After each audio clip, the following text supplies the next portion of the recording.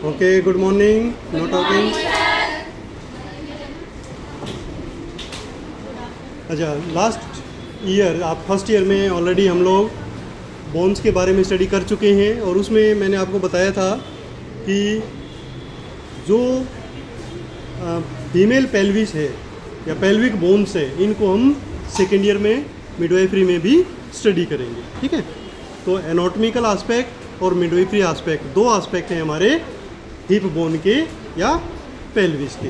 ठीक है, तो आज हम पेल्विस का पार्ट 1 करेंगे जिसमें मेनली बोनी पेल्विस स्टडी करेंगे और पार्ट 2 में हम डिस्कस करेंगे इसके जो डिफरेंट लैंडमार्क्स और डायामीटर्स हैं उनके बारे में। तो सबसे पहले देख लेते हैं कि जो पेल्विस है या फीमेल पेल्विस है वो क्या है। तो जब भी हम फीमेल पेल्विस के बारे में बात करते हैं मिडवाइफरी के अंदर, तो हम बात कर रहे होते हैं नॉर्मल पेल्विस के बारे में जिससे नॉर्मल डिलीवरी पॉसिबल होती हो। ठीक है, क्लियर। और जब हम एनाटॉमिकली बात करते हैं तब हम मेल पेल्विस के बारे में भी बात करते हैं। यहाँ पर जो नॉर्मल फीमेल पेल्विस होती है वो हमेशा गायनिकोइड होती है। ठीक है ना, तो जब भी हम नॉर्मल फीमेल पेल्विस की बात करेंगे तो वो कौन सी टाइप होगी? गायनिकोइड पेल्विस। ठीक है, तो ये क्वेश्चन पहला एक आपका यहाँ पर बन जाता है कि which type of pelvis is normal pelvis which facilitates normal delivery. तो आंसर क्या आएगा? Gynaecoid pelvis. ठीक है, this is the pelvis which is round enough through which the foetus passes during the process of birth. ठीक है, तो इसकी जो पेल्विस है ये राउंड होती है सफिशिएंट ताकि जो फीटस है वो आराम से ड्यूरिंग बर्थ वहाँ से पास हो सके। As it forms bony canal. अब ये जो पेल्विस है ये बोनी कैनाल बनाती है, इसीलिए हम इसको बोनी पेल्विस कहते हैं। तो प्रैक्टिकली हमारे पास दो वर्ड यूज हो सकते हैं कि फीमेल पेल्विस एक्सप्लेन करो या बोनी पेल्विस एक्सप्लेन करो। ठीक है, अब आता है कि why to study female pelvis.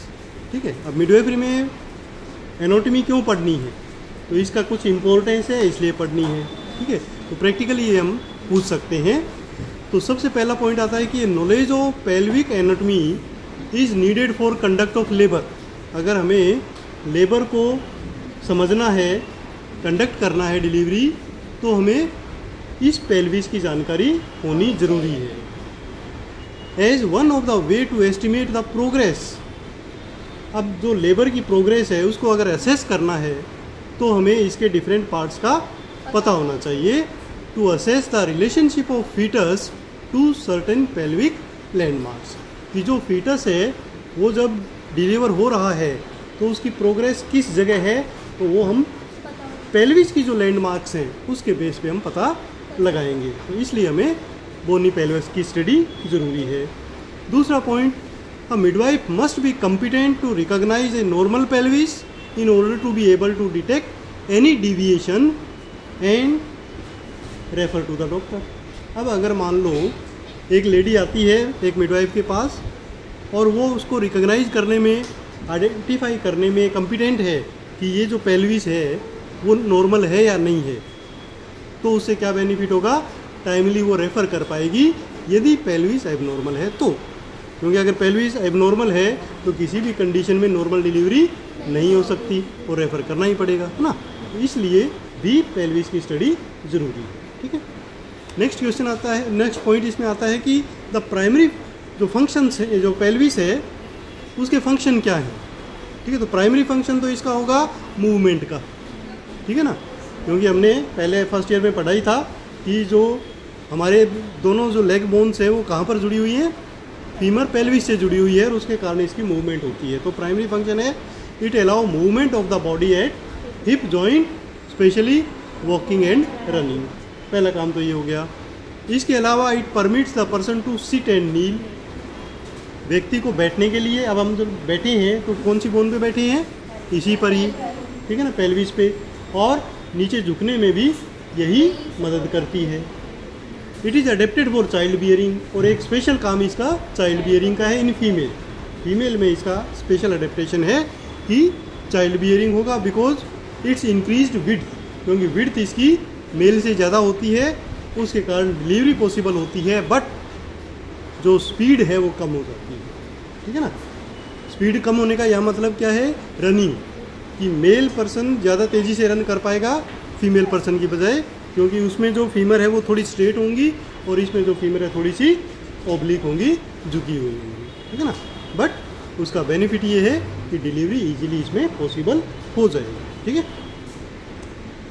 इसके अलावा it transmits weight of the trunk to the legs, ठीक है। जितने भी हमारी बॉडी का वेट है वो ये ट्रांसमिट करती है दोनों लेग्स में इक्वल, ठीक है ना। तो पहले तो ये बियर करती है पूरे वेट को और दोनों लेग्स के ऊपर उसको ट्रांसमिट कर देती है equally, acting as a bridge between the femurs, और जो दो हमारी फीमर्स हैं उनके बीच में एज ए ब्रिज काम करती है। This make it necessary for the sacroiliac joint to be immensely strong and immobile, और इसके लिए ज़रूरी क्या है पूरी बॉडी का वेट लेने के लिए कि जो हमारा सैक्रोइलियक जॉइंट है वो सफिशिएंट स्ट्रॉन्ग होना चाहिए, ठीक है ना। क्योंकि सैक्रोइलियक जॉइंट है उसी पर ही पूरी बॉडी का वेट आता है, ठीक है ना। अभी हम पिक्चर देखें तो आपको पता लगेगा कि जो हमारी वर्टिब्रल कॉलम है उसके ऊपर पूरा वज़न है और वर्टिब्रल कॉलम के लास्ट में जो सैक्रम है उसके ऊपर सबसे ज़्यादा वज़न है, और वहाँ से वो वज़न ट्रांसमिट होता है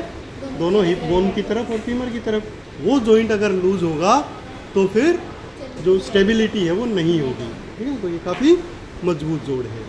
इसके अलावा एक काम हो गया कि it also take the weight of body in sitting position, और सिटिंग पोजीशन होती है तो पूरी बॉडी का वेट ये लेता ही लेता है। तो ये पेल्विस के फंक्शन हो गए। अपार्ट फ्रॉम डिलीवरी के अलावा कुछ अदर फंक्शन भी इसके हैं, तो ये भी पूछे तो आप 4-5 पॉइंट ये लिख सकते हैं।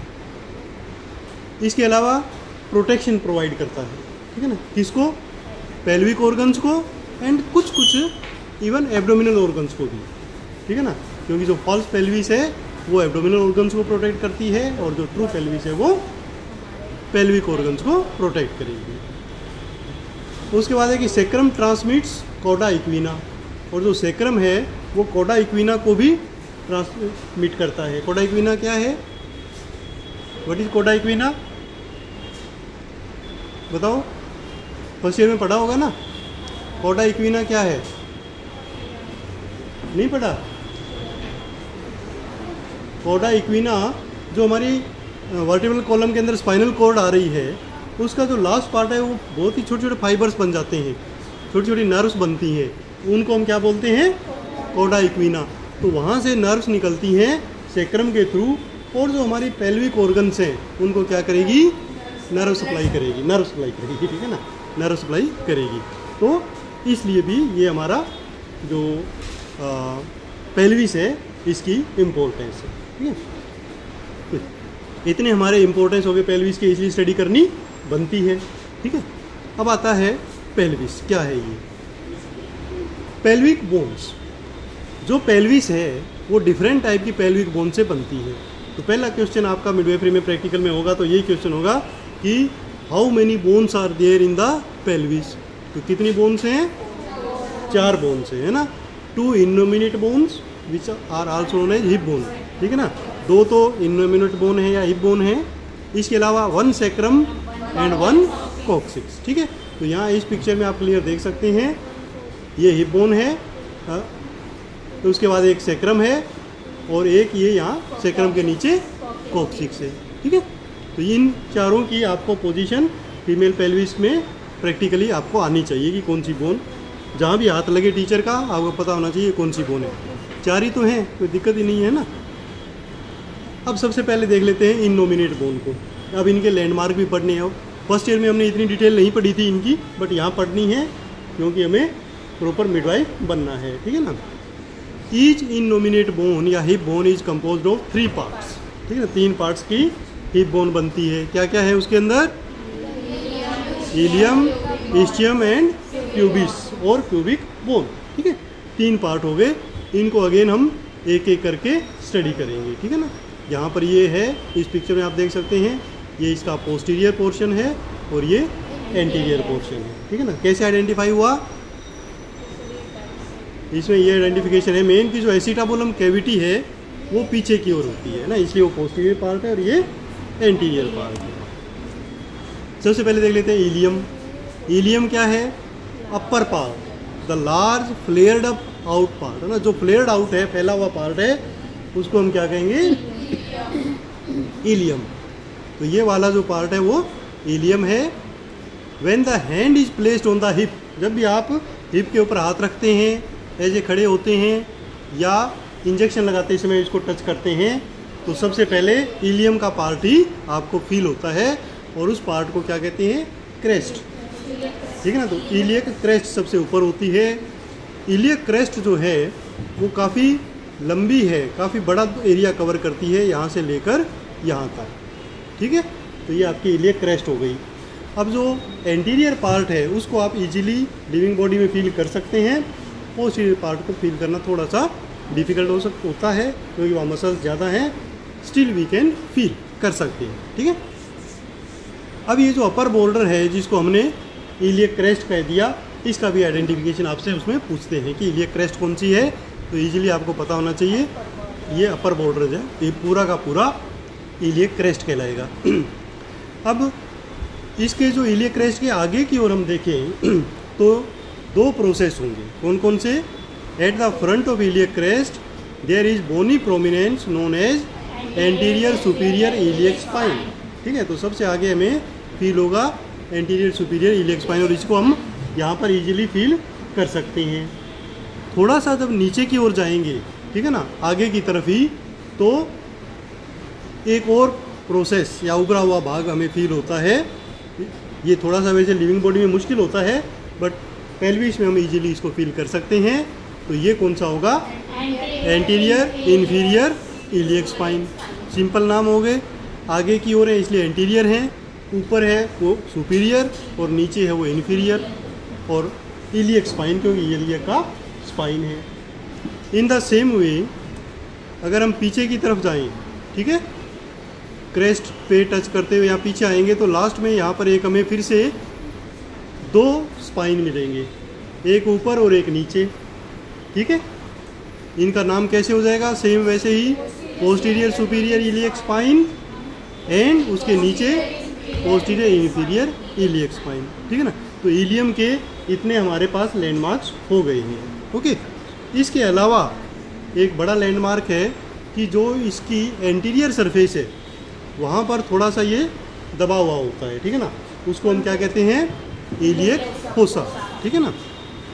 तो ये इलियक फोसा है, दोनों साइड के इलियक फोसा मिलकर ही हमारे पास हॉल्स पेल्विस बनाते हैं। जब आगे हम स्टडी करेंगे तो ये हमें पता लगेगा। नेक्स्ट पार्ट इसका कौन सा आता है, हिप बोन का, इस्चियम।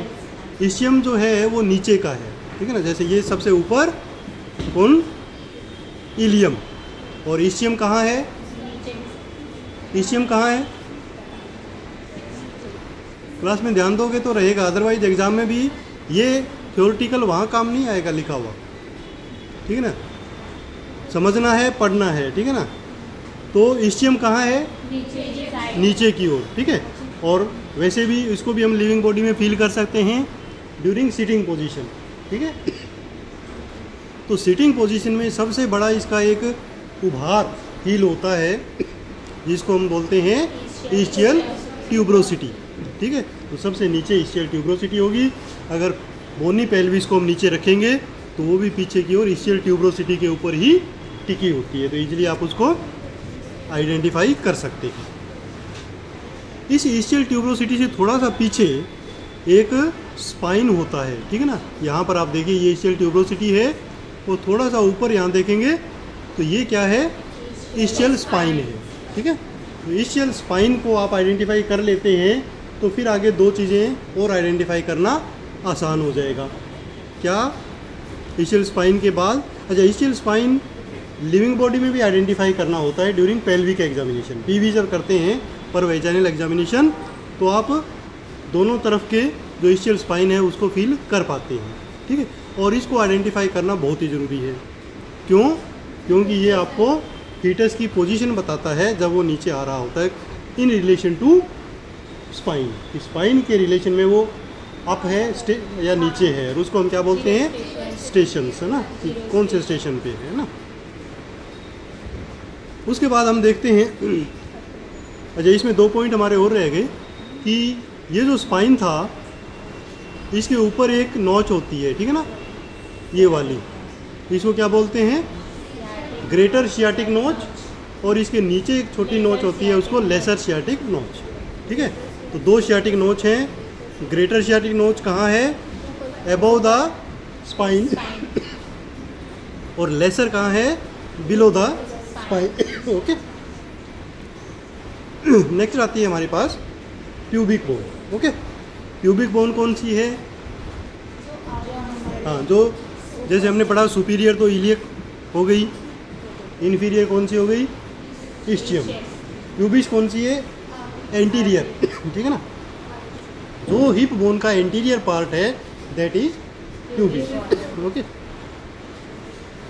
अब ये जो प्यूबिक बोन है इसको आप कैसे आइडेंटिफाई करेंगे कि ये बिल्कुल पतली छोटी सी होती है और दो इसके पीछे की ओर प्रोसेस निकले हुए होते हैं जिनको हम क्या कहते हैं, रेमस, ठीक है, प्यूबिक रेमस।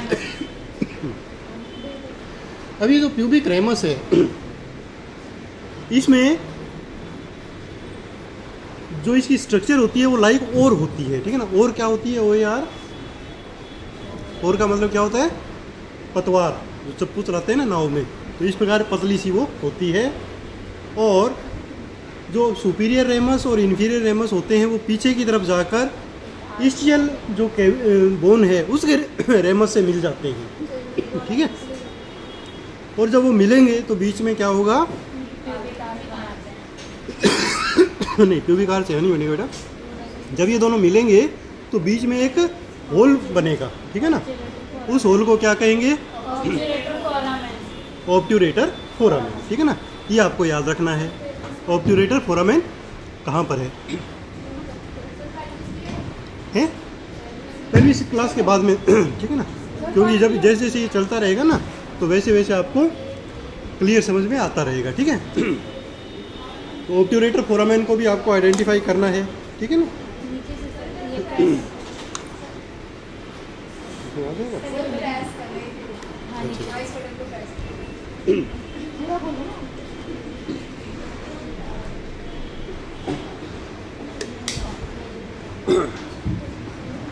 तो ऑब्ट्यूरेटर फोरामेन जो है वो कहाँ बनता है, between pubic bone and ischial bone, ठीक है। ऑब्ट्यूरेटर फोरामेन आपका बनेगा। अब आता है कि जो दोनों तरफ की बोन है, इधर की हिप बोन और इधर की हिप बोन, ये जब आपस में जुड़ती हैं तो एक जॉइंट बनता है, उसको हम क्या कहते हैं, सिम्फाइसिस प्यूबिस। और ये सिम्फाइसिस प्यूबिस हमने फर्स्ट ईयर में भी पढ़ा था, किस टाइप का जॉइंट होता है, कार्टिलेजिनस जॉइंट, कार्टिलेजिनस जॉइंट। तो कार्टिलेजिनस जॉइंट का मतलब बीच में एक कार्टिलेज की पैड होता है, ठीक है, और वो कौन सा होता है, इलास्टिक कार्टिलेज। और इलास्टिक कार्टिलेज होगा तो मतलब वो थोड़ा थोड़ा मूव कर सकता है, ठीक है ना। अब ये क्वेश्चन आता है कि जो आप अभी वर्ड बता रहे थे कि प्यूबिक आर्च बनता है, वो कहाँ बनता है, कि जब दोनों ये रेमस आपस में यहाँ पर सिम्फाइसिस प्यूबिस पर मिलेंगे तो जो एंगल बनेगा यहाँ पर उसको हम क्या कहेंगे, प्यूबिक आर्च, ये वाला, ठीक है ना। यहाँ पर ये जो आर्च बनता है ये क्या है, प्यूबिक आर्च है, ठीक है ना। तो ये जो प्यूबिक आर्च है ये भी हमारा गायनिकोइड पेल्विस का सबसे बेस्ट होता है ताकि डिलीवरी इजीली हो सके, वो 90 डिग्री एंगल का होता है, ठीक है। अब आता है कि जो ऑब्ट्यूरेटर फोरामेन था, वो ऑब्ट्यूरेटर फोरामेन नॉर्मली एक लिविंग बॉडी में मसल्स के द्वारा कवर्ड होता है, एक मेम्ब्रेन के द्वारा कवर्ड होता है, ठीक है ना। तो वो उसमें हमें फील नहीं होता है, अगर मान लो वो मेम्ब्रेन और मसल्स वहाँ से हटाई हों तब जाके वो फील होगा, अदरवाइज वो कवर्ड होगा, ठीक है। और लेटरल साइड की वाल उससे बनेगी हमारी फीमेल पेल्विस की, तो वो हम आगे पढ़ेंगे। अब आता है कि आउटर साइड में, बाहर की तरफ, तो ये याद रखना कि अगर आपसे पूछे कि एसिटाबुलम कैविटी किधर है तो आउटर साइड में होगी, तो वहाँ पर आप उसको आइडेंटिफाई कर पाएंगे। एक कप लाइक स्ट्रक्चर होती है, जैसे हमारा बॉल एंड सॉकेट जॉइंट बनने के लिए रेडी होता है ना, तो उस एसिटाबुलम कैविटी में हमारी फीमर का हेड जुड़ेगा और हमारा हिप जॉइंट बनेगा। ठीक है, तो ये मेन फीचर्स हो गए हमारे तीनों बोन्स के। कौन कौन सी? Ilium, ischium and pubis. और अल्टीमेटली वो बोन एक ही है, हिप बोन। ठीक है ना, तो अभी तक हमने एक बोन कवर की है, अच्छी तरह उसको समझा है। ठीक है ना। अच्छा, अगर पोस्टीरियर साइड से इसको डिटेल में देखें तो जो हमारी एसिटाबुलम कैविटी है, इसी के अंदर तीनों बोन्स का जॉइंट होता है। ठीक है ना, ये वाला, ये इलियम, ये इस्चियम और प्यूबिस, और तीनों यहाँ पर मिल रही होती हैं। अच्छा, ये चीज़ हमने पहले पढ़ी ली थी कि जो हमारा इस्चियम में इस्चियल स्पाइन है, उसके ऊपर ग्रेटर सियाटिक नॉच होती है और उसके नीचे लेसर सियाटिक नॉच होती है। ठीक है ना। अब आता है नेक्स्ट बोन, सेक्रम। ठीक है, सेक्रम जो है वो काफ़ी इम्पोर्टेंट बोन है। ठीक है, क्योंकि जैसे हमने पहले पढ़ा कि ये पूरी बॉडी का वेट बियर करती है और उनको फिर ट्रांसमिट करती है हिप बोन के अंदर, और हिप बोन के थ्रू वो दोनों लेग्स में वेट ट्रांसफ़र हो जाता है। ये जो सेक्रम है, it is a wedge shaped bone. ठीक है ना, वेज शेप बोन क्या होती है? तो इस टाइप की, ऊपर से मोटी और नीचे से पतली। It consist of 5 fused vertebra. तो जो हमारा वर्टिब्रल कॉलम है उसमें L5 के बाद S1 to S5 यानी सेक्रल वर्टिब्रा होते हैं, बट वो फ्यूज्ड होते हैं आपस में और एक सिंगल बोन बनाते हैं, जिसको हम क्या कहते हैं? सेक्रम। ठीक है, अब ये जो सेक्रम है, इसमें हमारे पास एक लैंडमार्क आएगा। कौन सा? The upper border of the first sacral vertebra. ये यहाँ से थोड़ा सा आगे की ओर निकला हुआ होता है, उसको क्या बोलते हैं? सेक्रल प्रोमोन्टोरी। ठीक है ना, सेक्रल प्रोमोन्टरी। ठीक है ना, तो वहाँ इसको भी आइडेंटिफिकेशन आपको करना होता है जब आप फीमेल पेल्विस देखेंगे। तो सबसे आगे वाला जो सेक्रम का पार्ट होगा ऊपर, वो होगा सेक्रल प्रोमोन्टरी। अब ये जो सेक्रम है, इसका एंटीरियर और पोस्टीरियर सरफेस कैसा होता है वो आपको आइडेंटिफाई करना है। कि जो एंटीरियर सरफेस है वो कॉनकेव होता है, और उस कॉनकेविटी के कारण जो पेल्विक कैविटी है वो होलो बनती है। ठीक है ना, ये होलो ऑफ द सेक्रम है और वहाँ सफिशिएंट स्पेस बनता है। और पोस्टीरियर साइड में रफ होता है, जहाँ पर बहुत सारी मसल्स जुड़ी होती है। ठीक है, तो ये पोस्टीरियर साइड हो गया और ये एंटीरियर साइड हो गया। अच्छा, इसमें जो हमारा सेक्रम है उसके लेटरल साइड में ये जो पोर्शन है, एक इधर और एक इधर, इनको हम बोलते हैं विंग्स ऑफ द सेक्रम और एला ऑफ द सेक्रम। ठीक है ना, तो दो हैं, एक लेफ्ट साइड का एला, एक राइट साइड का एला या विंग्स। ओके, उसके बाद दोनों साइड में यहाँ पर और यहाँ पर आर्टिकुलर सरफेसेस होती हैं, जिनसे वो हिप बोन से आर्टिकुलेट होगा या जुड़ेगा। ठीक है। अब सेक्रम के अंदर हम देखते हैं होल होते हैं चार लेफ्ट साइड में और 4 राइट साइड में, means 4 pairs of hole anteriorly and posteriorly. ये क्यों होते हैं? क्योंकि इनमें से जो कोडा इक्विना है वहाँ से नर्व्स निकलेंगी और जो हमारे पेल्विक ऑर्गन्स हैं उनको नर्व सप्लाई करेंगी। ठीक है, तो यहाँ से नर्व्स निकलने वाली हैं। ठीक है, आगे भी जाएंगी और कुछ पीछे की तरफ भी जाएंगी। The posterior surface is roughened and to receive the attachment of muscles. और जहाँ भी मसल जुड़ती हैं वो आपको पता ही है कि कैसा होता है, रफ होता है। ठीक है, लास्ट बोन है हमारे पास कॉक्सिक्स। ठीक है, कॉक्सिक्स क्या है? कॉक्सिक्स भी वर्टिब्रल कॉलम का ही पार्ट है, जिसमें 4 कोक्सीजियल वर्टिब्रा आपस में जुड़े होते हैं और एक रफली ट्रायंगुलर शेप की बोन बनाते हैं। ठीक है, तो ये हो गया हमारा कॉक्सिक्स बिल्कुल लास्ट में। और ये जो सेक्रम का टिप है, सेक्रम का टिप कहाँ होगा? S5।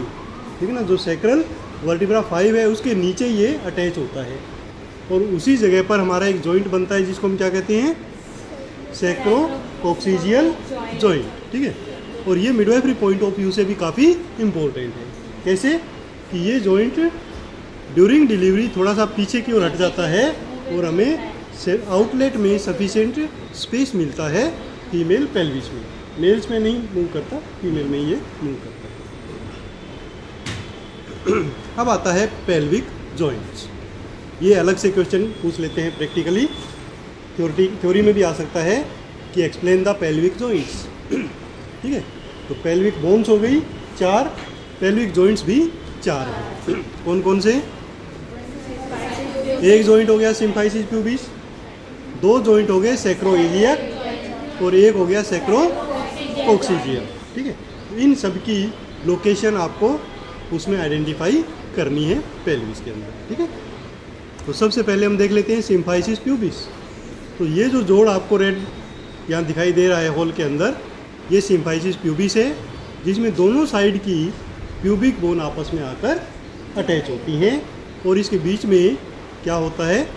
कार्टिलेज। ठीक है, कौन सा कार्टिलेज? Elastic cartilage. इसके कारण वो आपस में मजबूती से जुड़ी रहती है। ठीक है ना।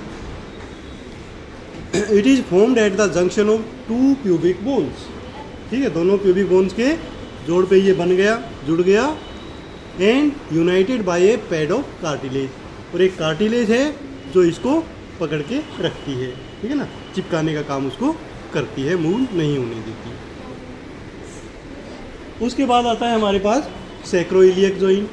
तो जो सैक्रम यहाँ से लेकर यहाँ तक पूरा दूरी पे सैक्रोइलियक जॉइंट है। सैक्रम और जो इलियम है, ilium part of hip bone, वो वैसे हिप बोन का पार्ट है इलियम, बट वो इलियम पार्ट से जुड़ता है, इसलिए हम इसको नाम देते हैं सैक्रोइलियक जॉइंट। ये 2 होते हैं। ठीक है ना, and these are the strongest joint of the body. ठीक है ना, अगर ये क्वेश्चन पूछा जाए which is the strongest joint of the body, तो वो होता है सैक्रम, क्योंकि इसको डिसलोकेट करना नेक्स्ट टू इम्पॉसिबल है। ठीक है ना, ये पूरी बॉडी का वेट लेता है। तो ये हमारे पास 2 होते हैं, लेफ्ट और राइट। तो जो हमारी बॉडी का लेफ्ट साइड में होगा वो लेफ्ट, और जो राइट साइड में होगा वो राइट, सैक्रोइलियक जॉइंट।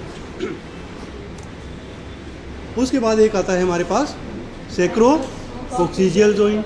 ये तो सिंपल पता ही है कि जहाँ पर सैक्रम खत्म होगा उसके बाद कोक्सिक्स जुड़ेगा और ये जो जॉइंट बनेगा ये सैक्रोकोक्सिजियल जॉइंट होगा। ठीक है ना, ये भी डिफरेंट लिगामेंट्स के द्वारा सेफ रहता है, हिलता नहीं है, बट ड्यूरिंग प्रेगनेंसी वो लिगामेंट्स थोड़े लूज हो जाते हैं, तब वो ये आराम से हिल पाता है। ठीक है, तो ये जॉइंट्स के बारे में हो गया।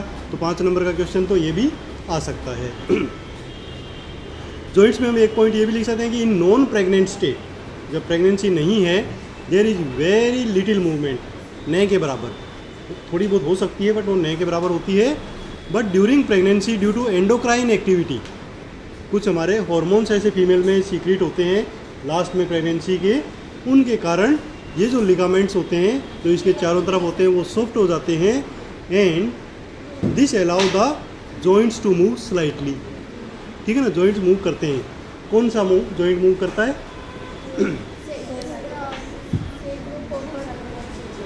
सैक्रोकोक्सिजियल, और सारे ही करेंगे। प्रेगनेंसी में सारे जॉइंट मूव करते हैं, ये ध्यान रखना है ना। सैक्रोइलियक जो सबसे मजबूत है वो भी मूव करता है, सिम्फाइसिस प्यूबिस भी मूव करता है, और सैक्रोकोक्सिजियल भी मूव करता है। ठीक है ना, तो ये प्रैक्टिकली जब पूछते हैं ना तो आपको कंफ्यूज करने के लिए वो पूछते हैं कौन सा जोड़ मूव करेगा, तो आप बता सकते हैं तीनों करेंगे, तब वो सफिशिएंट स्पेस बनता है डिलीवरी के लिए। ये जो मूवमेंट होती है इसके कारण क्या होगा? This may provide more room for the foetal head to pass through the pelvis, extra space मिलता है और फीटल हेड डिलीवर हो जाता है। The symphysis pubis may separate slightly in later pregnancy, और इवन जो सिम्फाइसिस प्यूबिस है थोड़ा सा दूर भी हट जाता है और वहाँ से भी डिलीवरी इजीली हो सकती है, और बाद में वो लिगामेंट से वापस खींच के पास में आ जाता है। ठीक है ना, तो ये होगा हमारा पेल्विक जॉइंट्स के बारे में।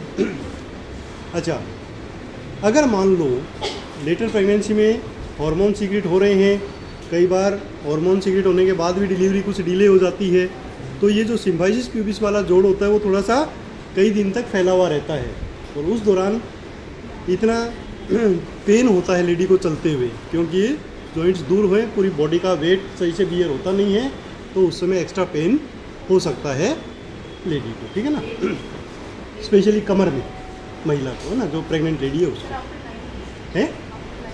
नहीं, हाँ, after 9 month just before delivery उसको पेन होता है ज़्यादा, है ना, कमर के अंदर भी और जहाँ पर ये जॉइंट है वहाँ भी, बट वो बियरेबल होता है, ठीक है ना। बट उसको हमें एक्सप्लेन ऐसे कर सकते हैं कि ये जस्ट एक प्रेगनेंसी का ही पार्ट है, कोई जिसमें घबराने वाली बात नहीं।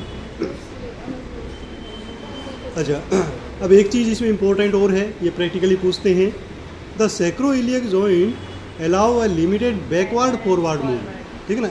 बाकी जगह जो मूवमेंट होती है वो साइड में होती है, बट सैक्रोइलियक जॉइंट में बैकवर्ड और फॉरवर्ड मूवमेंट होती है, और उस मूवमेंट को हम क्या कहते हैं, nodding of the sacrum. Okay, nodding of the sacrum. जैसे हम ये नोडिंग होती है ना, तो ऐसे ही सैक्रम भी आगे पीछे से मूव करता है, तो उसको नोडिंग ऑफ द सैक्रम कहते हैं। तो ये भी प्रैक्टिकली पूछते हैं कि व्हाट इज नोडिंग और कब होती है।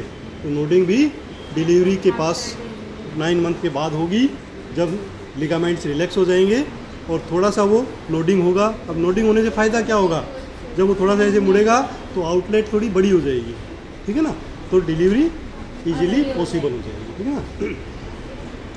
इसके अलावा तीसरा काम, नेक्स्ट काम क्या होगा, सैक्रोकोक्सीजियल जॉइंट है वो भी पीछे की ओर जाएगा, और जो फीटल हेड है उसको निकलने के लिए एक्स्ट्रा रास्ता मिलेगा, ठीक है ना। अब ये सारी चीज़ें हम नेक्स्ट क्लास में और डिटेल में पढ़ेंगे जब हम डायामीटर्स पढ़ रहे होंगे, है ना। अब नेक्स्ट क्वेश्चन एक आता है कि एक्सप्लेन द पेल्विक लिगामेंट्स। अब जितने भी जॉइंट्स हैं उन सब के ऊपर लिगामेंट्स हैं, उनके भी आपको नाम पता होना चाहिए। थ्योरेटिकली और प्रैक्टिकली ये क्वेश्चन आ सकता है। Each pelvic joint is held together by ligaments, ठीक है ना। लिगामेंट्स उनको जोड़ के रखते हैं, ठीक है ना। लिगामेंट्स को हिंदी में क्या कहते हैं, हाँ, स्नायु, हिंदी में स्नायु बोलते हैं, स्नायु बंध, ठीक है ना, स्नायु बंध बोलते हैं। तो ये जो स्नायु है या लिगामेंट्स हैं, ये उस जॉइंट को पकड़ के रखेंगे। तो ये कहाँ से कहाँ तक होंगे, जहाँ भी जोड़ होगा उसके एक बोन से दूसरी बोन तक, ठीक है ना, ऐसे उसको पकड़ के रखते हैं, बोन टू बोन होते हैं, ठीक है ना। यानी ये जॉइंट है, मान लो ये जॉइंट है, ये दोनों बोन है ना, तो ये यहाँ से शुरू होगा और दूसरी बोन पर जाके ख़त्म होगा, और उनको खींच के रखेंगे, ठीक है ना। तो जॉइंट को एक्स्ट्रा स्ट्रेंथ लिगामेंट से मिलती है, ठीक है। नहीं, वो टेंडन है वो टेंडन होगा, ठीक है ना। ओके, आगे पढ़ते हैं। अब जो हमारे इन पेल्विस के अंदर जो लिगामेंट्स है वो कौन कौन से हैं, सबसे पहले आता है इंटरप्यूबिक लिगामेंट्स। ओके, बातें नहीं बेटा, इंटरप्यूबिक लिगामेंट। तो इंटरप्यूबिक लिगामेंट कहाँ है, जो हमारा ये सिम्फाइसिस प्यूबिस है। अब इंटरप्यूबिक मतलब यहाँ से लेकर यहाँ तक एक ये लिगामेंट होंगे जो इसको पकड़ के रखेंगे, ठीक है ना, चारों तरफ से, ठीक है ना। तो ये एक्स्ट्रा स्ट्रेंथ देंगे इस जॉइंट को। एक लिगामेंट यहाँ पर है, सैक्रोइलियक लिगामेंट। अब सैक्रोइलियक लिगामेंट कहाँ होगा, सैक्रोइलियक जॉइंट पर। तो सैक्रोइलियक जॉइंट कहाँ है, यहाँ पर था, तो इसको कवर करने के लिए आ गया हमारे पास सैक्रोइलियक लिगामेंट। लिगामेंट किस चीज़ के बने होते हैं, strong fibrous tissue, white colour का एक फाइब्रस टिश्यू है जो लचीला नहीं है, ठीक है ना, पूरी मजबूती से उसको पकड़ के रखता है, ठीक है ना। अच्छा, तीसरे नंबर पे आता है हमारे पास कोक्सीजियल लिगामेंट, सैक्रोकोक्सीजियल लिगामेंट। जैसा कि नाम से क्लियर है, सैक्रम से शुरू होगा और कोक्सिक्स तक जाएगा, तो ये इसको पकड़ के रखेगा, सैक्रोकोक्सीजियल लिगामेंट, ठीक है ना। तो ये लिगामेंट है मेनली जो बोन टू बोन जोड़ते हैं। हाँ, 100%। फर्स्ट ईयर में भी तो बताया था ना मैंने आपको। नहीं, वो उनको कन्फ्यूज़न होगा उनको। लिगामेंट हमेशा जो मसल आती है, मसल जब जुड़ेगी बोन के साथ तब वो टेंडन होगा, और जो बोन टू बोन जोड़ेगा वो हमेशा लिगामेंट। कई बार ये जो लिगामेंट है, ध्यान से समझना, कई बार लिगामेंट सॉफ्ट टिश्यू में भी जुड़ जाता है, बट वो एक तरफ हमेशा बोन से जुड़ा होगा। अब सॉफ्ट टिश्यू में नॉर्मली वैसे नहीं जुड़ता है, बट यहाँ पर जुड़ता है पेल्विस के अंदर। वो कौन सा है अभी देख लेते हैं। There are other ligaments which are important in midwifery. ये वाले तो 3 तो हो ही गए, कुछ और लिगामेंट्स भी हैं जो मिडवाइफरी में इम्पोर्टेंट है। कौन कौन से? सैक्रोट्यूबरस लिगामेंट, ये पीछे की ओर होंगे। अभी हमने फ्रंट साइड से पेल्विस देखी थी, ये बैक साइड से हम देख रहे हैं सैक्रोट्यूबरस लिगामेंट। तो सैक्रो मतलब सैक्रम, तो सैक्रम से शुरू होगा और जाएगा कहाँ तक? इस्चियल ट्यूबरोसिटी, ठीक है ना। तो ये भी बोन का पार्ट है। तो इससे भी आपको ये चीज़ क्लियर हो जानी चाहिए कि ये बोन टू बोन जुड़ रहा है ना। अब कोई कन्फ्यूज़न तो नहीं है, ठीक है ना। तो कहाँ से शुरू हुआ? सैक्रम से, और कहाँ गया? Ischial tuberosity. एक लेफ्ट होगा एक राइट होगा, तो दो होंगे। यहाँ इस पिक्चर में आपको एक ही दिख रहा है क्योंकि दूसरे साइड का भी हटाया हुआ है ताकि हम इस लिगामेंट को इजीली देख सकें। कौन से को? सैक्रोस्पाइनस लिगामेंट, ठीक है ना। तो सैक्रोस्पाइनस लिगामेंट सैक्रम से इस्चियल स्पाइन तक जाता है, ठीक है ना। तो इसलिए इसका नाम होता है सैक्रोस्पाइनस लिगामेंट और इसका नाम होता है सैक्रोट्यूबरस लिगामेंट। तो सैक्रोस्पाइनस लिगामेंट भी दो होंगे और सैक्रोट्यूबरस लिगामेंट भी दो होंगे, है ना। The sacrotuberous ligament run from sacrum to ischial tuberosity and sacrospinous ligament run from sacrum to ischial spine, ठीक है ना। तो ये नाम से ही काफ़ी चीज़ें इनकी क्लियर हो जाती हैं। अब आता है कि ये जो दोनों लिगामेंट्स हैं, कौन कौन से? सैक्रोट्यूबरस एंड सैक्रोस्पाइनस, ये शियाटिक नोच के ऊपर एक दूसरे को क्रॉस करते हैं, ठीक है ना। यहाँ पर आप देख सकते हैं ये शियाटिक नोच पे क्रॉस करेंगे और वहाँ पर जो पेल्विक आउटलेट होगा उसका पोस्टीरियर बॉर्डर बनाएंगे, ठीक है ना। क्योंकि ये जो लिगामेंट्स हैं ये भी स्ट्रॉन्ग होते हैं, तो उसको भी आप धक्का दे के आगे पीछे नहीं कर सकते हैं, ठीक है ना। तो वो पूरी एक बाउंड्री बना के रखते हैं पोस्टीरियर वाल की, ठीक है ना। तो वो वाल भी आपको ध्यान में रखनी है जब डिलीवरी करवा रहे होते हैं, ठीक है ना। आउटलेट की भी, है ना। वैसे तो आउटलेट में काफ़ी स्पेस होता है, बट ये लिगामेंट्स होते हैं ना, तो ये थोड़ा सा स्पेस को कंस्ट्रिक्ट कर देते हैं, कम कर देते हैं, ठीक है। पेल्विक लिगामेंट्स के बारे में हम जान लेते हैं कि जो जितने भी पेल्विक जॉइंट्स हैं वो सब आपस में जोड़े रखने के लिए हमारे पास ये लिगामेंट्स हैं और इनके इस प्रकार से डिज़ाइन होते हैं, बने होते हैं कि they do not allow any movement, ठीक है ना। मूवमेंट अलाउ नहीं करते हैं। कुछ लिगामेंट्स हैं जो मूवमेंट अलाउ करते हैं। कौन से? वो थोड़े से वैसे तो टाइट होते हैं बट थोड़े से बड़े होते हैं, तो मूवमेंट अलाउ करते हैं। कहाँ पर? साइनोवियल जॉइंट्स पर, जैसे हम हाथ मूव कर रहे हैं, है ना। बट यहाँ पर तो साइनोवियल जॉइंट तो है नहीं, ठीक है ना। ये कौन से जॉइंट हैं? ये नॉर्मली या तो कार्टिलेजिनस होंगे या फिक्स्ड वाले होंगे, तो वहाँ पर ये मूवमेंट अलाउ नहीं करते हैं। But during pregnancy A hormone is secreted. कौन सा हार्मोन है? रिलैक्सिन, ठीक है ना। ये भी नाम पूछ सकते हैं कि कौन से हार्मोन का इफेक्ट होता है जिससे ये सारी मूवमेंट पॉसिबल होती है? रिलैक्सिन। तो रिलैक्स करता है इन सारे लिगामेंट्स को और उसके कारण मूवमेंट हो जाती है और जो फीटल हेड है वो आराम से डिलीवर हो जाता है, ठीक है। थैंक यू आज की क्लास सफिशिएंट सुनने के लिए। बट इसका पॉजिटिव रिजल्ट कब मिलेगा? जब आप एक फीमेल पेल्विस सामने रखेंगे और प्रैक्टिस करेंगे। तो आज जब भी, आज कल परसों जब भी आपके पास खाली टाइम हो, 5-5-6 के ग्रुप बना लो और वीडियो साथ में देखते हुए उसको लैंडमार्क टच करते रहो, ठीक है। और बाकी जो डायामीटर्स हैं वो हम कल की क्लास में कवर करेंगे, ओके।